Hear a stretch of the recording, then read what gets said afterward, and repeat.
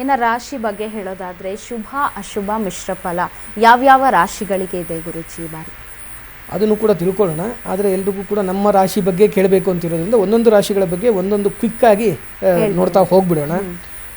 ಮೇಷರಾಶಿಯವರಿಗೆ ಎಲ್ಲ ವಿಧವಾದಂತಹ ಅನುಕೂಲತೆಗಳು ಇತ್ಯಾದಿಗಳು ಇದ್ದರೂ ಕೂಡ ಸ್ವಲ್ಪ ಗುರುಬಲದ ಅಭಾವದಿಂದ ಕೆಲವೊಂದಿಷ್ಟು ಅನಾನುಕೂಲತೆಗಳನ್ನು ಎದುರಿಸ್ತಕ್ಕಂತಹ ಪ್ರಸಂಗಗಳಿರ್ತದೆ. ಆ ಕಾರಣದಿಂದಾಗಿ ಮೇಷರಾಶಿಯವರು ಜಾಗೃತಿಯನ್ನು ವಹಿಸಿ ಸ್ವಲ್ಪ ಹಣದ ಆದಾಯ ವ್ಯಯ ಮುಖ್ಯ ಬರೋದು ಎಕನಾಮಿಕಲ್ ಸಿಚುವೇಶನ್ ಇಯರ್ ಹೇಗಿರ್ತದೆ ಅಂತ ಅದನ್ನು ಗಮನಿಸ್ತಕ್ಕಂಥದ್ದಾದರೆ ಏನಾಗ್ತದೆ, 2% ಆದಾಯ 14% ವ್ಯಯ. ಅಂದರೆ ನಾವು ಏನು ದುಡಿತಾ ಇದ್ದೀವಿ ಅಲ್ಲಿಂದ 12% ಹೆಚ್ಚಿಗೆ ನಾವು ಲೋನನ್ನು ಋಣದಲ್ಲಿ ಬೀಳ್ತಕ್ಕಂಥ ಪ್ರಸಂಗ ಬರ್ತದೆ. ಆ ಕಾರಣದಿಂದಾಗಿ ಎಲ್ಲಿ ನೆಸೆಸಿಟಿ ಇರೋದು ನೆಸೆಸಿಟಿ ಇಲ್ಲದೆ ಇರೋದನ್ನು ಸ್ವಲ್ಪ ಗಮನಿಸಿ ನೀವು ಮೇಷರಾಶಿಯವರು ಖರ್ಚು ಮಾಡಬೇಕಾಗ್ತದೆ. ವೃಷಭ ರಾಶಿಯವರಿಗೆ ಈ ವರ್ಷ ತುಂಬ ಅದ್ಭುತವಾಗಿ ಇದೆ. ಕಾರಣ ಏನು ಅಂತಂದರೆ 12ರಲ್ಲಿರತಕ್ಕಂತಹ ಗುರು ಸ್ವಸ್ಥಾನಕ್ಕೆ ಬರ್ತಾ ಇದ್ದಾನೆ. ಸ್ವಸ್ಥಾನಕ್ಕೆ ಬರ್ತಾ ಇರೋದ್ರಿಂದ ಸ್ವಲ್ಪ ಗುರುವಿನ ವಕ್ರದೃಷ್ಟಿ ಇತ್ಯಾದಿಗಳೆಲ್ಲ ಕಡಿಮೆಯಾಗಿ ಅನುಕೂಲತೆಗಳು ಆಗ್ತದೆ.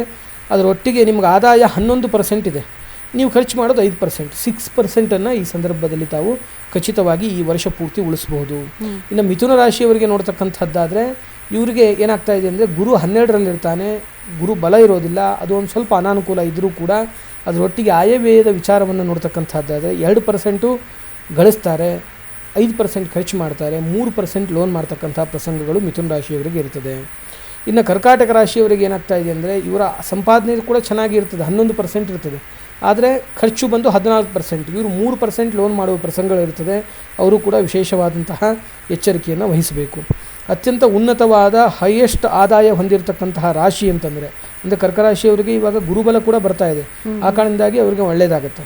ಇನ್ನು ಸಿಂಹರಾಶಿಯವರಿಗೆ ಗುರುಬಲದ ಕೆಲವೊಂದಿಷ್ಟು ಅಭಾವಗಳು ಮತ್ತು ಅದರ ಒಟ್ಟಿಗೆ ಏನಾಗ್ತಾ ಇದೆ ಅಂತಂದರೆ 14% ಆದಾಯ, ಅತಿ ಹೆಚ್ಚಿನ ಆದಾಯ ಹೊಂದಿರತಕ್ಕಂಥವರು ಖರ್ಚಲ್ಲೂ ಕೂಡ 11%, ಖರ್ಚಿಗೂ 3% ಕಡಿಮೆ ಇರ್ತದೆ, 3%ಅನ್ನು ಇವರು ಉಳಿಸ್ತಾರೆ.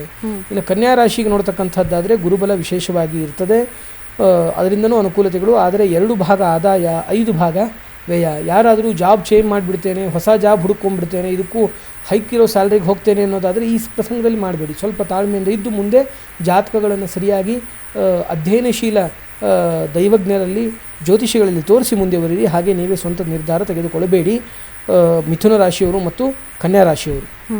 ಇನ್ನು ತುಲಾರಾಶಿಯನ್ನು ನೋಡ್ತಕ್ಕಂಥದ್ದಾದರೆ ಅವರಿಗೆ ಅತ್ಯಂತ ಉತ್ತಮವಾದಂಥ ಆದಾಯ, ಅತಿ ಹೈಯೆಸ್ಟ್ ಆದಾಯವನ್ನು ಹೊಂದಿರತಕ್ಕಂಥ ರಾಶಿಗಳು 2, ವೃಷಭ ರಾಶಿ ಮತ್ತು ತುಲಾರಾಶಿ.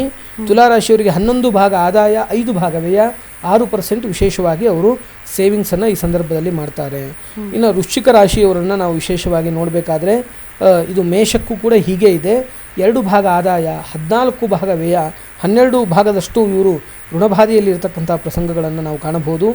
ಅದಕ್ಕೂ ಅತ್ಯಂತ ಮೋಸ್ಟ್ ಹೈಯೆಸ್ಟ್ ಆದಾಯ ಹೊಂದಿ ಉಳಿತಾಯವನ್ನು ಜಾಸ್ತಿ ಮಾಡಿ ಖರ್ಚನ್ನು ಕಡಿಮೆ ಮಾಡುವ ರಾಶಿಗಳಲ್ಲಿ ಒಂದು ಅತ್ಯದ್ಭುತವಾದ ರಾಶಿ ಅಂದರೆ ಧನುರಾಶಿ. ಆ ಧನುರಾಶಿಯವರಿಗೆ ಏನಾಗ್ತಾ ಇದೆ ಅಂತಂದರೆ 14 ಭಾಗ ಆದಾಯ, 14% ಇನ್ಕಮ್, ಖರ್ಚು ಬಂದು 2% ಮಾತ್ರ. ವಿಶೇಷವಾದಂತಹ 12% ಉಳಿಕೆಯನ್ನು ಅವರು ಈ ಸರಿ ಮಾಡ್ತಾ ಇದ್ದಾರೆ.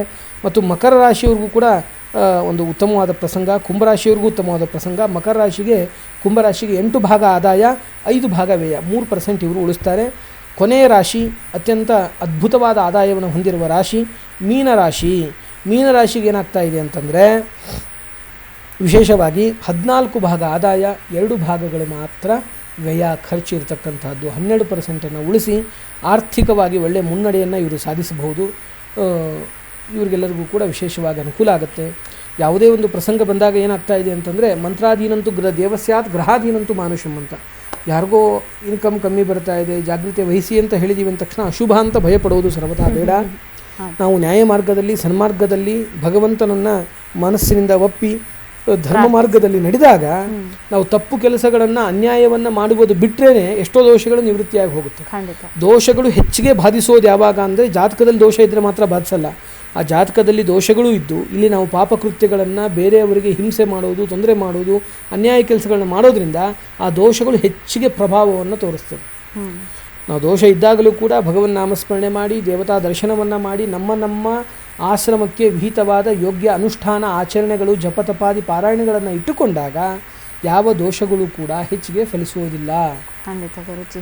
ಇಷ್ಟೊತ್ತು ಕೂಡ ಕಾರ್ಯಕ್ರಮದಲ್ಲಿದ್ರಿ, ಯುಗಾದಿ ಆಗಿರ್ಬೋದು, ಪಂಚಾಂಗದ ಕುರಿತಾಗಿರ್ಬೋದು, ಸಾಕಷ್ಟು ವಿಚಾರಗಳನ್ನು ತಿಳಿಸಿದ್ರಿ.